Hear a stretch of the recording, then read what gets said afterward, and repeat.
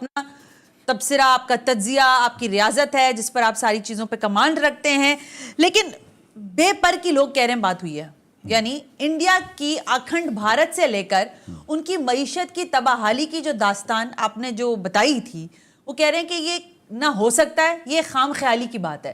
تو اس پر آپ کیا فرمائیں گے؟ میں نے تو دیکھیں دنیا میں ہر وہ بات طاقت رکھتی ہے اس کے ساتھ دلیل ہو. درست ہے. یہ تو بے پر کے سوالات ہیں، اس میں دلیل کہاں ہے؟ یہ تو ایک ایسی بکواس ہے کہ رات کو سو کے اٹھے منہ دھویا اور بکواس شروع کر دی، جو ان کا خاندانی کام ہے، جو ان کے باپ دادے کرتے رہے ساری زندگی.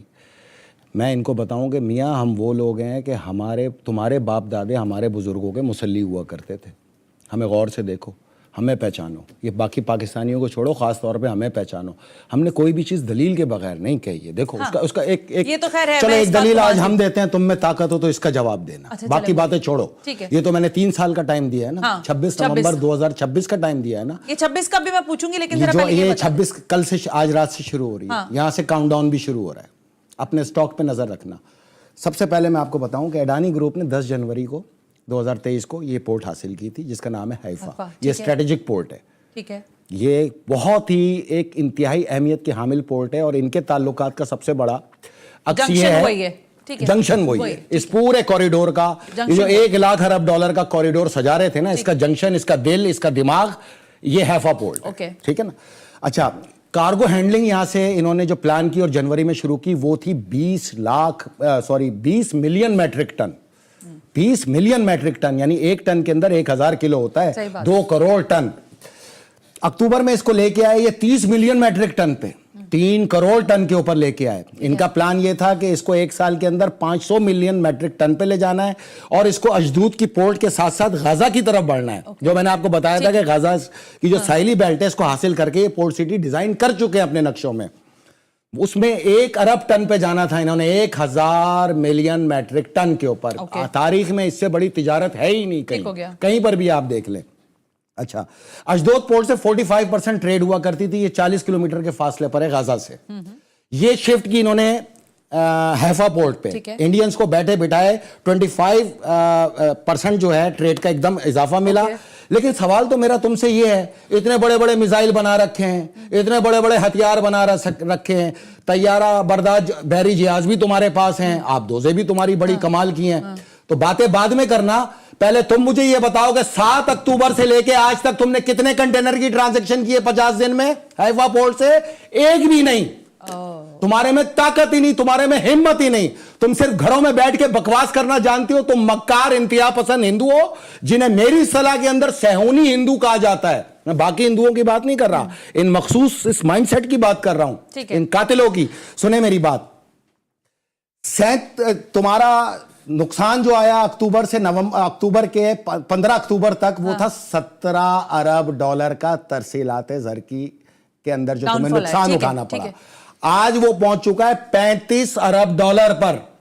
تم میں اگر ہمت ہے نا، اور تم ہو کسی ایک والد کی اولاد، تم کل جاؤ اور جا کے وہاں سے اپنے پورٹ کی ٹرانزیکشن کر کے دکھاؤ پہلے، اور میں تمہیں بتاؤں کہ ہم یہ بھی لکھو تم آج اپنے پاس دیکھ لینا، ہم انشاءاللہ نادیرہ، نتنیا، تل اویو، یافو، اشدود اور اشکلون کی طرف بہت تیزی سے بڑھ رہے ہیں. تو حیفا سے ہم صرف 70 کلومیٹر پیچھے، یعنی کہ جو حملے حزب اللہ نے 10 کلومیٹر کے محیط عرصے پہ شروع کیے تھے وہ 50 کلومیٹر پہ پہنچ چکے ہیں. حیفا لبنان کی سرحد سے جو ہے 121 کلومیٹر کے فاصلے پہ، یعنی کہ ہم 70 سے 80 کلومیٹر دور ہیں. اسی 10 دن میں تم دیکھو گے کہ انشاءاللہ اسی حیفا کے اوپر میزائل برسیں گے. دھوتیاں لپیٹو اور بھاگو وہاں سے. یہ 950 جو آفیشل تم نے بٹھا رکھے ہیں رو کے، اور یہ جتنے ملٹری آفیشل جو اس جنگ کے اندر غزہ کی قتل عام میں برابر کے ملوث ہیں، تم ان کو شمشان گھاٹ پر چتا جلانے کے لائق نہیں رہو گے. یہی میزائل مار کے ان کی چتا جلائیں گے. بھاگ لو وہاں سے، اور آپ کو یہ بھاگتے ہوئے نظر آئیں گے یہ مکار اور عیار لوگ. دیکھیں سوال ہے نا، سوال کا جواب دے رہا ہوں میں ان کو بالکل اسی زبان میں جس انداز میں یہ سوال کرتے ہیں. اگر تم اتنے مرد کے بچے ہو تو کھڑے رہنا. اچھا چلیں ٹھیک ہے، حیفا چھوڑ کے نہیں بھاگنا. ابھی دنیا دیکھے گی 10 دن کے اندر تم حیفا چھوڑ کے پوری دنیا کے سامنے بھاگتے ہوئے نظر آؤ گے، جو تمہاری اوقات اور تمہاری اصلیت ہے، جو تمہارے باپ دادے کرتے رہے. سوال بعد میں کرنا. جاؤ پہلے ایک کنٹینر چلا کے دکھاؤ. اچھا آپ اس بات کو چھوڑ دیں، سوال چھوڑ دینا. 197 ارب ڈالر کی اکانومی تھی اسرائیل کی. 197 ارب ڈالر کی اکانومی تھی اسرائیل کی. ٹھیک ہے. आज 191 पर ये मैं आपसे पूछने लगी थी। चौथे नंबर पे था, 34वें नंबर पे मौजूद है।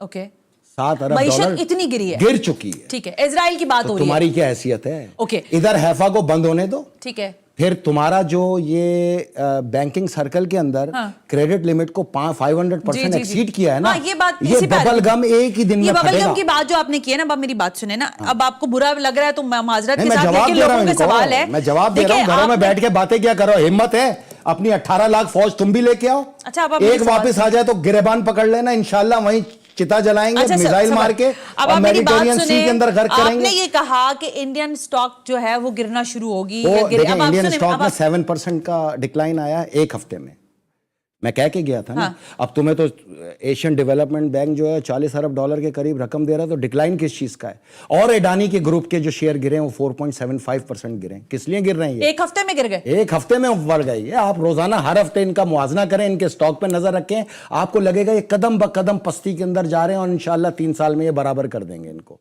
हैफा जो इनका सब जंक्शन है जिससे ये सारी ट्रांजैक्शन